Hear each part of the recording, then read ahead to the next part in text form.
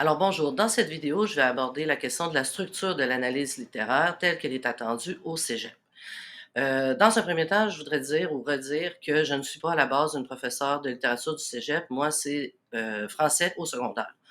Donc, pour en arriver à donner de l'information véridique, j'y suis arrivée de deux façons. Donc, comme vous voyez ici, je suis allée sur AlloProf qui présente la structure de l'analyse littéraire. Donc, moi, je vais la présenter, mais autrement, sous forme de tableau et en identifiant les différentes parties avec des couleurs, ce qui aide énormément beaucoup d'élèves. D'ailleurs, j'ai demandé à mon garçon, il disait, on me l'a jamais expliqué comme ça. Bon, le système des tableaux, des couleurs, ça aide énormément à comprendre. Puis, dans un deuxième temps, mon garçon, vous le savez, je l'ai déjà dit ailleurs, donc c'est une reprise de l'examen. Et donc, il est allé s'informer à l'école. Il y a toujours un endroit dans chaque cégep où on peut s'informer par rapport à l'examen ministériel. Donc, on a validé nos informations et c'est les informations, dans le fond, que je vous sers ici en 20 minutes sous cette vidéo. Donc, si j'arrive dans le tableau, ici, donc on a les parties, l'introduction. Donc, ce qui est vraiment important et qui va être sous caractère rouge, donc, c'est d'ancrer votre analyse littéraire dans l'histoire de la littérature, des littératures et l'histoire générale de l'humanité. Donc, dans le sujet amené, dès le sujet amené, c'est ce qu'on fait. On doit vraiment contextualiser l'œuvre ou les œuvres. Dans une autre vidéo, je vais présenter comment se préparer à l'épreuve, à l'œuvre, puisqu'on ne sait pas les sujets, rien. Donc, je montrerai des cahiers, puis je montrerai aussi que des fois, dans les sujets, il y a des comparaisons entre deux textes qui sont sur un même sujet. Donc, on amène le sujet en contextualisant l'œuvre ou les œuvres par rapport à l'histoire de la littérature, donc dans quel courant littéraire l'œuvre ou les œuvres s'inscrivent, et aussi par rapport à l'histoire, les grands moments de l'histoire de l'humanité. Donc, à chaque fois que je vais parler de l'histoire ou des connaissances en général, ça va être sous caractère rouge. OK? Donc, moi, j'ai choisi le spleen de Paris, pas le spleen de Paris, mais le spleen de Baudelaire. Donc, dans la section Les Fleurs du Mal, il y a 4 poèmes. Puis, moi, je me suis attardée à celui qui s'intitule Quand le ciel bas et lourd, pèse comme un couvercle, mais c'est pas vraiment mon choix. C'était dans l'exemple de Alloprof. Donc, j'ai repris, puis j'ai écrit à ma façon. Dans le fond, c'est moi qui ai écrit l'analyse littéraire, mais à ma façon. Donc, avec l'ère industrielle, naît la figure du poète maudit. Donc là, d'emblée, avec le moment de l'histoire, ben, je dis que c'est en raison de l'industrialisation, ça va venir justifier la prémisse ici après. Donc, en raison de l'industrialisation, eh bien, la figure du poète maudit est née. Donc, eux qui chantaient jadis naguère, comme quand on avait l'Odyssée d'Homère, etc., la gloire des nations, sont désormais désenchantés devant la course pour l'appât du gain à laquelle se vouent nos sociétés dites modernes. Charles Baudelaire fait partie intégrante de ces poètes dits maudits, figure tourmentée et angoissée de la poésie moderne. C'est dans cet esprit, donc là, ici, tout ce qui est en noir, bien, je glisse vers, dans le fond, je vais nommer l'œuvre, etc., mais je glisse vers la prémisse que je vais exposer ici dans le sujet posé. C'est dans cet esprit qu'il publie son célèbre recueil Les Fleurs du Mal en 1857. Dans cette œuvre, il rédige 4 poèmes, comme j'ai montré tout à l'heure, qui mettent de l'avant son sentiment de désespoir, d'angoisse et d'ennui, état mental qu'il nomme le spleen. Donc, j'ai amené le sujet, je suis partie des connaissances, on parle de l'œuvre en soi, du poème qui va être traité, et là, on en arrive au sujet posé. Donc, c'est quoi le sujet posé? C'est l'énonciation, une prémisse de départ, donc c'est une affirmation de départ qu'on prend pour vrai, et après, on va démontrer combien elle a raison. Donc, vous allez démontrer de façon personnalisée, à partir de cette prémisse, vous énoncez du coup votre thèse, votre position. Elle pourrait être à contrario, c'est-à-dire qu'on pourrait décider, j'en parlerai pas ici, parce que ça faudrait que ça fasse l'objet, pardon, d'une autre vidéo. Donc, on pourrait faire une réfutation. Une thèse à contrario, en réalité, c'est une réfutation. Donc, ici, j'ai pris un exemple que j'ai pris aussi sur AlloProf, je l'ai mis directement là. Mais nous, notre thèse, notre prémisse, c'est celle-ci. D'ailleurs, le quatrième poème de la section spleen du recueil Les Fleurs du Mal illustre une des caractéristiques de ce spleen que ressent le poète, à savoir que c'est l'environnement qui crée cet état dépressif. Donc, s'il se sent dépressif, s'il ressent une angoisse qu'il nomme le spleen, c'est à cause de l'espace-temps dans lequel il est. Donc, s'il aurait été peut-être 100 ans avant, probablement qu'il n'aurait pas ressenti. Donc, pour lui, la prémisse, c'est ça, c'est l'espace qui lui crée son état. Le sujet divisé, quand on arrive là, en réalité, ce sont les arguments. On annonce le plan du texte. Donc, c'est ce que j'ai résumé ici. Et alors, comment ça se concrétise avec ma dissertation pour montrer l'importance négative qu'a l'espace-temps sur la prostration, c'est un synonyme de dépression, du poète. Baudelaire, ce sera le premier argument, exploite le thème de l'emprisonnement. Donc, l'espace le rend, fait en sorte qu'il se sent en prison. Et B, insiste sur les conséquences ravageuses que l'environnement a sur son âme. Donc, il se sent en prison et conséquemment, il ressent une émotion extrêmement ravageuse, qu'il n'y a pas de mot non plus. C'est pour ça qu'il a inventé le mot spleen. Ici, en gris, que je viens de souligner en gris, donc, votre plan doit avoir une logique. Il y a plusieurs façons là, de logique. Il n'y en a pas 18 000, là, mais il y en a quelques-unes. J'en ai nommé 2 ici. Donc, ça peut être cause-conséquence. C'est ce que moi, je fais ici. Comme il se sent en prison, conséquemment, il souffre énormément. Ou ça pourrait être aussi un raisonnement par déduction ou par induction. Donc, si jamais on me demandait de montrer d'autres types de plans, il faudrait que je fasse l'objet d'une capsule vidéo simplement pour ça. Donc, moi, ici, c'est cause-conséquence. Donc, premier argument, OK, donc c'est l'idée principale. Donc, nous, on a dit que ce sera l'emprisonnement. Tout le poème évoque avec force le thème de l'emprisonnement. Donc, c'est mon idée principale A. Cette idée doit inclure en elle une ou deux idées secondaires selon une logique de cause-conséquence ou, encore une fois, de raisonnement déductif ou inductif. Donc, moi, OK, j'annonce déjà que j'ai traité seulement une idée secondaire par idée principale. Ce qui a fait en sorte que je ne suis pas arrivée au nombre de mots demandés, qui est 900 mots. Et dans les examens ministériels, c'est toujours le nombre de mots, plus ou moins 10 Donc, 10 de 900, ça fait 810 mots au minimum, du plus minimum. Donc, il ne faut vraiment pas aller en bas de ça parce que par expérience, quand ça m'est arrivé, pendant la session où j'ai corrigé, donc, il y a un correcteur qui a levé la main, il a dit: «Ah, il n'y a pas assez de mots». Donc, cette copie-là, elle est partie en arrière avec des correcteurs plus chevronnés. Et là, ils ont regardé au crible vraiment la question de la langue, donc le lexique, la syntaxe, la ponctuation. Et s'ils jugent que l'élève fait vraiment trop de mots pour le nombre de mots demandés, il peut avoir 0 à ces critères-là, donc automatiquement, c'est sûr que l'élève est en échec. Donc, il ne faut vraiment pas jouer avec le minimum de mots. Il faut y aller vraiment avec le nombre de mots demandés. Quand vous faites plus de mots, ça, c'est pas grave, parce qu'ils prennent en considération qu'il y a des gens qui sont dans des programmes enrichis, etc., qui en ont vécu au secondaire. Mais c'est vraiment le minimum, il faut faire attention. Donc, moi, OK, je vais le démontrer tout à l'heure, j'avais pas le bon nombre de mots, ce qui est la solution que j'ai pensée, c'est de donner à chacun des idées principales, à chacune des idées principales, une deuxième idée secondaire.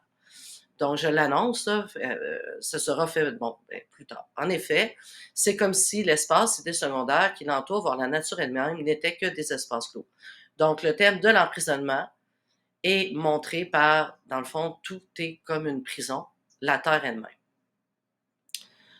Donc, ensuite, il faut prouver notre idée principale en donnant des citations du texte qui viennent illustrer l'idée secondaire et l'idée principale à la fois. Donc, par exemple, la pluie, quand elle tombe, évoque la prison. Et là, la citation, c'est quand la pluie étalant ses immenses traînées d'une vaste prison imite les barreaux. Donc, j'ai mis les références, mais elles ne sont pas en bas de page parce que moi, je suis allée sur le site, j'avais pas le vrai recueil. Et aussi, c'est que par expérience, tous les domaines, tout le monde ont toujours leurs règles de citation. Ça peut différer d'un cégep à l'autre. Donc, allez demander comment mettre les notes en bas de page, comment ils le font, puis suivez ça. Mais dans tous les cas, il faut toujours mettre un petit 1, puis dans le bas de la page, allez mettre la référence. Donc, sans parler de la Terre elle-même, qui est un immense cachot. Quand la Terre est changée en un cachot humide, où l'espérance s'en va battant les murs de son aile timide. Bon. Donc, ça, c'est la preuve. L'explication, donc ça, c'est le bout par expérience de tous les élèves les étudiants que j'ai corrigés là-bas, c'était la case qui était ratée.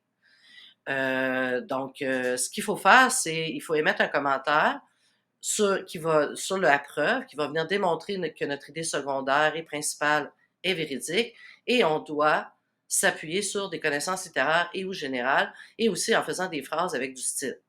Donc, voici ce que ça donne. Grâce à la personnification, donc la personnification de la pluie et de la terre, de l'espérance aussi qui s'en va battant de l'aile, Donc, grâce à la personnification que le poète, c'est grâce à la personnification que le poète crée un environnement vivant, ce qui légitimise alors ce pouvoir négatif qu'il dit subir en permanence. On conviendra qu'une simple pluie qui tombe est inoffensive, mais ici, tout conspire à enfermer le poète, même les éléments les plus simples. Comme la pluie et le ciel, oui, comme la pluie et le ciel. La pluie est carrément mise en parallèle avec des barreaux de prison, tandis que la terre elle-même est entièrement devenue un cachot. Pour le poète maudit, il n'y a pas de place possible pour lui. Dans ce monde, on ne peut pas être prisonnier de la terre entière. J'aurais pu même ajouter la terre tout entière pour faire un pléonasme. Et là, on fait notre conclusion partielle. Dans la conclusion partielle, on ramène encore l'idée secondaire vers l'idée principale et il faut ramener la prémisse de départ. Donc, c'est pourquoi j'ai mis ce qu'il y avait en vert. Puis, on essaie aussi de le dire de façon réflexive. Donc, on peut utiliser des expressions figées. Moi, c'est ce que je vais utiliser ici. Je le montre ou encore on pourrait dans le champ lexical. Bref, le spleen est une prison intérieure.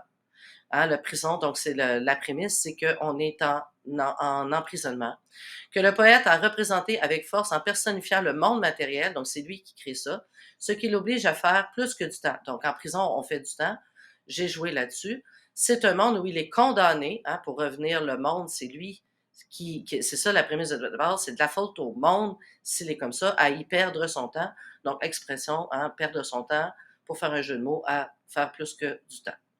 Le deuxième argument, donc, une belle transition. On peut y aller avec, comme on a appris, là, premièrement, deuxièmement, tout d'abord, ensuite, mais on peut faire aussi une variante en ramenant l'idée d'avant qui va avoir un lien. Fait que moi, vu que c'est cause-conséquence, c'est ce que je fais.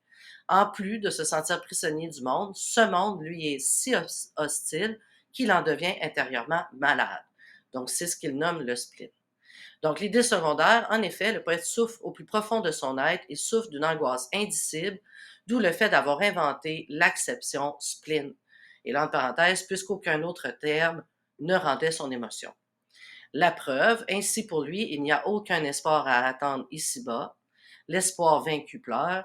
Par conséquent, le sentiment de l'angoisse l'envahit complètement. Et l'angoisse atroce, despotique, sur mon crâne incliné, plante son drapeau noir.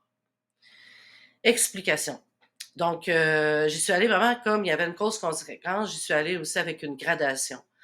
On a la personnification, l'analogie est une personnification, mais l'analogie est plus que ça. L'analogie, c'est vraiment, ça représente des concepts. Donc, lui, il a représenté l'espoir et aussi l'angoisse. Encore plus fort que la personnalisation, l'analogie nous permet de plonger directement dans la conséquence funeste que provoque le spleen. En effet, ce sont ainsi des forces supérieures à lui, l'angoisse, qui le plonge dans cet état d'esprit où l'espoir n'existe pas, où c'est le spleen qui lui survit. Étant donné qu'il s'agit d'une émotion inconnue, le poète a recours à l'analogie pour représenter le mal qui l'assaille, un mal incurable, puisqu'il a, sur son crâne incliné, planté son drapeau noir. Le drapeau noir étant le symbole de la mort, aussi bien dire que le poète se dit mort-vivant, rongé lentement par une angoisse inconnue. Et là, la conclusion partielle. En somme, l'émotion que lui suscite son environnement, une émotion qu'il a nommée spleen, est-elle un cancer qui le tue lentement, mais sûrement. Et là, quand on arrive dans la conclusion, on doit rappeler la prémisse de départ et aussi les grandes articulations du texte, donc les deux idées principales. Pour tout dire, le monde contemporain inspire au poète une émotion diffuse et indicible, mais certainement ravageuse et funeste. N'ayant que la théorie des humeurs sous la main, parce que c'est vraiment pour ça, il est allé, c'est anciennement, l'état dépressif va découler de ça, mais anciennement, euh, ça s'appelait comme ça, puis le mot spleen est le mot latin pour la rate, donc les gens dits dépressifs, on les disait souffrir de la rate, donc c'est pour ça qu'il a été chercher le mot spleen, c'est un mot latin. N'ayant que la théorie des humeurs sous la main, il inventa donc le mot spleen pour exprimer la mélancolie anxieuse qui l'assaille de partout et dans tout son âme. Et là, à l'ouverture, donc moi, ce que je conseille, c'est de revenir au sujet amené, mais de façon différente. Donc moi, puisque j'avais parlé du changement de l'ère industrielle, là, je vais faire un lien avec les changements qu'on connaît aujourd'hui, 100 ans plus tard. Serait-il exagéré d'affirmer que cette émotion était prémonitoire? Qu'est-ce que Baudelaire ressentirait aujourd'hui devant ce siècle qui s'amorce déjà de façon chaotique? J'ai plus de souvenirs que si j'avais mis là, est un des poèmes justement dans les quatre, là. Donc, c'est le deuxième de la série et c'est un de mes poèmes préférés. de lui et c'est vraiment sûrement le vers que je préfère. Donc, j'ai plus de souvenirs que si j'avais 1000 ans, sonne alors plus tristement encore, n'est-ce pas? Donc, j'aurais pu la faire plus longue. J'ai essayé après pour augmenter le nombre de mots, mais je trouvais qu'elle était trop bien terminée, fait que j'ai décidé de la laisser comme ça. Donc ici, vous avez tout le texte avec juste pour chacune des idées principales, une idée secondaire. Et tout ce qui est en caractère gras, ce sont les marqueurs de relation que j'ai utilisés pour articuler le texte. Donc les marqueurs de relation, c'est très varié, là. Hein, ça peut être des démonstratifs, des rappels de ce qu'on a dit avant, dans le but de, OK? Donc, je vous invite vraiment, parce qu'il va être dans le descriptif, là, le lien, je vous invite à aller voir pour apprendre à varier la façon d'articuler. Parce que c'est sûr que quand on m'entend le lire, hein, c'est beau, n'est-ce pas? Mais c'est ça. Fait que ça prend beaucoup de variété de marqueurs de relation. Donc, sans les citations, c'est important quand on compte notre nombre de mots, c'est toujours sans les citations puisque ce ne sont pas vos propres mots. Si vous les comptez pas bien, de toute façon, les correcteurs, comme ils ont 6 à 8 copies à faire dans un chiffre de 8 heures, eux, ils vont les recompter. Mais toi, ça te donne une idée pareille. Donc, moi, j'arrivais à 643, ce qui était vraiment trop bas. Là. Je ne pouvais pas laisser ça comme ça. Donc, j'ai ajouté des idées, une deuxième idée secondaire à chacune des idées principales. Je les ai mises dans des blocs comme ça. Et après, j'ai refait le texte avec les idées secondaires. Donc, pourquoi j'ai fait ça? C'est pour vous montrer qu'en réalité, c'est pas pour rien que je le mets sur tableau. En réalité, on joue avec des blocs quand on écrit des textes comme ça. Donc, il me manquait des mots, il me manquait des blocs, à savoir des idées secondaires pour chacune des idées principales. Je vous montre ce que ça donne. Donc, si je reprends ici, pour le poète maudit, il n'y a pas de place possible pour lui dans ce monde. On ne peut pas être prisonnier de la terre entière. Le spleen est une prison intérieure que le poète a représentée avec force en personnifiant le monde matériel, ce qui l'oblige à faire plus que du temps. C'est un monde où il est condamné à y perdre son temps. Non seulement l'espace est-il clos, donc, hein, encore une fois, j'ai concédé, dans le fond, la deuxième idée secondaire de l'idée principale, puis là, j'y vais avec l'autre. Mais il est aussi très petit. Quand le ciel bas et lourd pèse comme un couvercle, les crochets, c'est toujours quand on coupe une partie de texte. Donc moi, dans le poème, je voulais juste avoir l'effet de justement très petit, fait que ça, c'est pas tout de suite, c'est dans une autre strophe plus loin. S'en va battant les murs de son aile timide et se cognant la tête à des plafonds pourris. Donc mur, plafond, couvercle. Que l'on soit sous la métaphore d'une boîte, entre parenthèses couvercle, ou celle d'une pièce, mur et plafond, il va sans dire que l'espace baudelairien est exigu. Juste une petite parenthèse, cet automne, je disais à mes élèves de 5e secondaire que les artistes connus, là, dont les auteurs, vont toujours avoir un adjectif qui leur est associé. Fait que vous pouvez aller vous amuser là, dans les dictionnaires, chercher. Là, tous les artistes ont leur adjectif. Donc, l'espace baudelairien est exigu, ce qui renforce la sensation de claustration et d'emprisonnement qui est propre au spleen. Ça, c'était ma prémisse de départ. Certes, et là, moi, c'est mes connaissances, là, j'ai décidé d'y aller avec des connaissances. Certes, on est loin du vieux vagabond tranquille qui est assis dans sa maison, une maison sans mur, ni plancher, ni plafond, perdue au fond de l'horizon, qui est une citation d'une chanson que j'adore de Plume la Traverse. Donc lui, Plume la Traverse, son poète, est beaucoup plus libre que celui de Baudelaire, malgré que Plume, quand on l'écoute, il s'est beaucoup inspiré des poètes maudits. Évidemment, Baudelaire est loin d'être ce genre de poète tranquille. C'est plutôt un prisonnier, un homme qui se sent condamné à vivre à cause d'un espace-temps qui lui est clos, réduit, petit.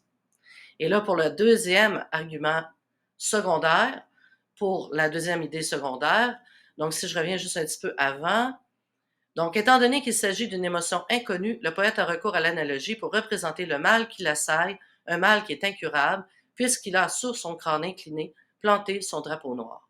Le drapeau noir étant le symbole de la mort, aussi bien dire que le poète se dit mort-vivant, rongé lentement par une angoisse inconnue. Davantage, et là, hein, j'y suis encore allée avec ce que j'ai dit B1, ce que j'ai dit B2 dans la deuxième idée secondaire principale. Ouais. Davantage, c'est non seulement le poète qui souffre, mais c'est aussi le cas de tout ce qui l'entoure. Donc, plus largement, lui, il souffre l'espace-temps dans lequel il est, mais il constate qu'il n'est pas le seul. Les gens aussi subissent les changements qui se produisent à l'ère industrielle.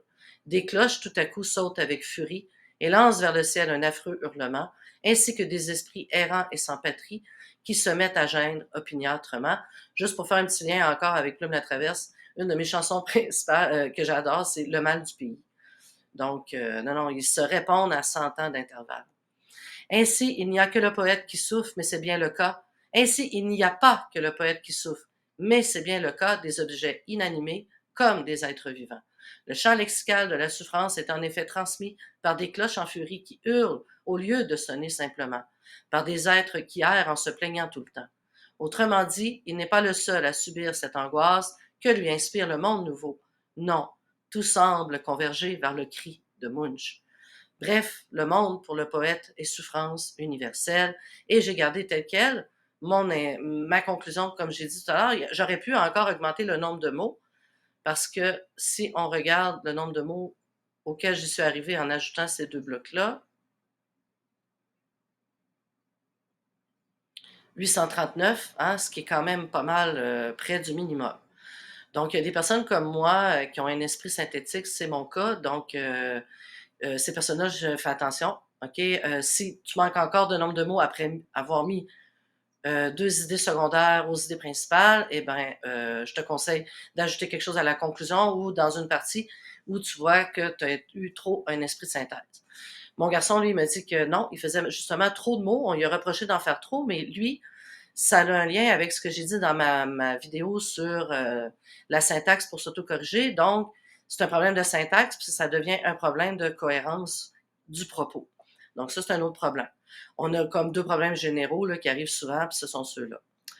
Donc, je vous rappelle pour terminer que ce tableau-ci va se trouver dans le descriptif de la vidéo.